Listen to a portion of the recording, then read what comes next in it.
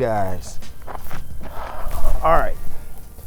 Now this Sony a7 IV release has really, as if it wasn't already in perspective, has really put into perspective how foolishly so many people in our industry just get fixated on gear, as if gear makes this big difference on what you do and how you create and all these things. Now, before that a7 IV got announced, or before the a7 IV rumors were even put out there, I would imagine that most of you people complaining about this a7 IV weren't sitting there saying, you know what, the camera that I have right now just isn't doing what I need it to do. I need another camera. I need a better camera. I'm sure the camera that you had was fine. You were creating with that camera, you were taking pictures, you were doing video, you were working with your models, you were working with your clients, you were working with whoever you were working with, and you weren't pressed about needing more than what you had.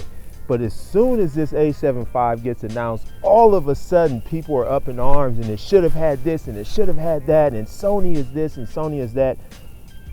And it's just, it's so foolish to me. It's so foolish to me because so many people are unrealistically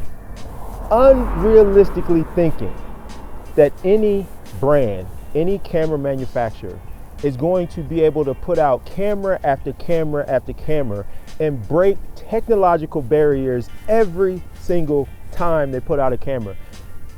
It has long been in the technology space, in the computer space, in the gaming space, you eventually hit a ceiling, right? There is a point where we are advancing, we're creating all of these new things from a technological perspective, and then you get to a point where the upgrades start to become incremental. At first, when you have something new, it's a big leap, a giant leap for mankind. And then as you continue on, they get incremental and they get smaller and smaller. We've seen that with the iPhone, right? I mean, the iPhone nowadays is somewhat of a joke because, the 17 is really not much different than the 16. But that's understandable because we can only do so much with technology. And when you put out products every year like Apple does and Sony does, and they bring out new iterations every year or 2 years, you are going to get to a point where you just can't have like this, let me put everything, or let me come up with something just brand new and phenomenal every year or two. It just doesn't make sense from a technology perspective, but it also doesn't make sense from a company perspective, from a brand perspective. It takes a lot of money in research and development to create new things, and it doesn't make sense to try to do this every single time you put a camera out. Now, I'm not specifically knocking on Sony. I'm only talking about Sony right now because I've really just seen so many videos about this a7 IV and, people saying Sony is this and this camera is no good and why did they put this out and all of these negative things. And it's just ridiculous to me. At the end of the day, if the camera that you have is getting the job done, then it doesn't matter. If a new camera that comes out doesn't have what you want, it does not matter. Don't buy the camera. It really is that simple. If you don't even need a camera and the camera that comes out doesn't have what you want, just don't buy the camera. It really is that simple.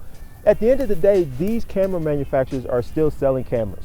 Okay, so no matter how much people get on YouTube and complain, no matter how much people go to Facebook forums and complain, no matter how much people are wherever and complaining, these companies are still selling cameras. People have been dogging Canon for years, and yet they're still number one. How are they still number one? Because they're still selling cameras. And contrary to what a lot of people might believe, the people that are complaining online aren't the masses. They aren't the majority of people that are buying camera stuff. People are still buying these cameras that people are getting on YouTube and saying is trash, or getting on the forums and saying is trash.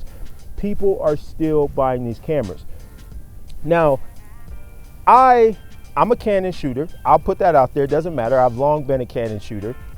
I've always taken issues with Sony users because a lot of Sony users seem to put a lot of what they have to offer in their gear. When you talk to a lot of people that shoot Sony, it's always gear first, skill second, gear first, storytelling second, gear first, lighting second. Gear always comes first. Sony users really tend to put a lot of emphasis on their gear. And I think the problem is that because Sony is starting to slow down a little bit on introducing new things and pushing the envelope from this gear technology perspective, Sony users are starting to get a little bit worried, because if I can't put my hat on the gear that I have, if I can't be better than everyone else because of the gear that I have, because this wonderful Sony camera that's better than everybody else, if I can't rest my hat on my gear, then what do I have? That is the problem with Sony users, and I'll say it, I really don't care. That is the problem with Sony users. But on the flip side of that, Sony, in a big way, has fostered what they're dealing with now. Because for the longest time, Sony, to their credit, has done a very good job at listening to what their users want, listening to their complaints, and they tend to correct those in the next iteration of cameras that they bring out. So you create this community that is cheering you on heavily when you're winning, but they will turn on you in a heartbeat when you're losing. And I think that's what we are starting to see with Sony, because Sony isn't really breaking those barriers with every release that they have, and they're starting to slow down on pushing the envelope, and they're starting to, in my opinion, getting a little bit more fiscally responsible in how much they're trying to put into camera after camera after camera. Sony users and the likes are now starting to say, "Oh, Sony is doomed." You know, they're creating the Sony cripple hammer. They're doing this, they're doing that. And the reality is, I mean, this was inevitable, right? I mean, you can only give people what they want so much before you hit a ceiling to where it's just not feasible. But at the end of the day, it's like, focus on your craft.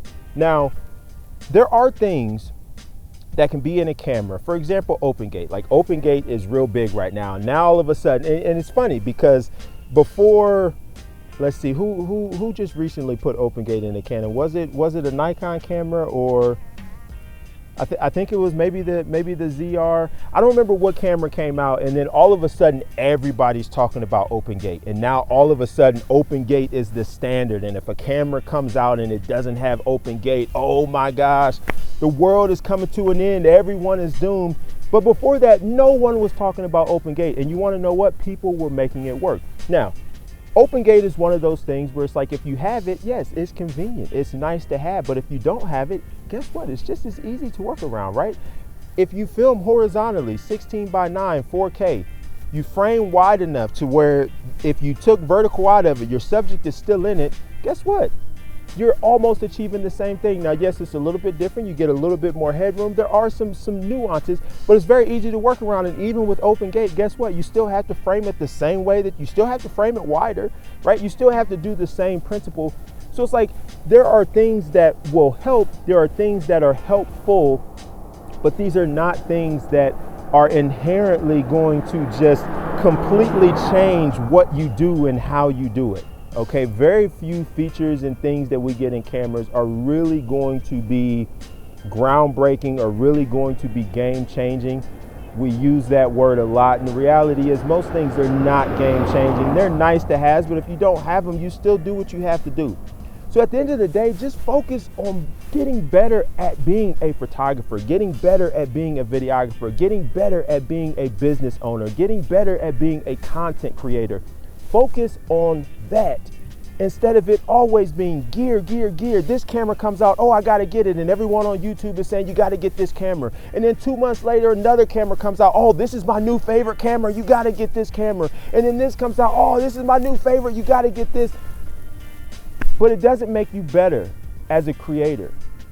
It just gives you something to be able to say, I got the latest and greatest. And if that's what you like to do and that's your thing, I have no problem with that whatsoever. But I hate that YouTube has turned into a community of just people pushing gear. That's all it is. I used to love watching photography YouTube videos. I don't watch TV. I don't have any streaming service whatsoever. I used to love watching photography related YouTube videos because I love photography. I love videography and cinematography. But now you cannot watch a photography or videography oriented video without people pushing gear. It's always gear first, gear heavy, and the content is very minimal outside of that. And I hate that that's what YouTube has become. Because what are we teaching the up and coming photographers and videographers and cinematographers? That if you don't have this camera, you're no good? If you don't have this camera, you can't be successful. If you don't have this camera, you're down here while the rest of us are up there. There's become like this big elitist type of thing with certain cameras and certain lenses and certain this and that. And it's just ridiculous. It's ridiculous. And in my opinion, it really separates the people who are really out here foot to pavement doing their thing versus the people that are just creating content. And when you have people that put out these videos where they're like, you know, are content creators really photographers? Are they real photographers? That's not a conversation that I care to get into, because I couldn't care less what anyone else is doing, but I can understand why people say that. Because content creators, the things that you guys fixate on and the things that you guys praise, or the negative or the disappointments that you have, that you talk about, it does kind of show that you're not really out here doing it. Because if you were, these wouldn't be things that you would be worried about, because they don't matter in the grand scheme of things. I guess that's all I have to say. I just wanted to rant about that, because it's annoying to me. It's annoying, and this is my YouTube channel, so I can get on here and rant if I want. So that is that. Now I'm gonna go home and make something to eat because I'm hungry. And yeah, life goes on for all of us.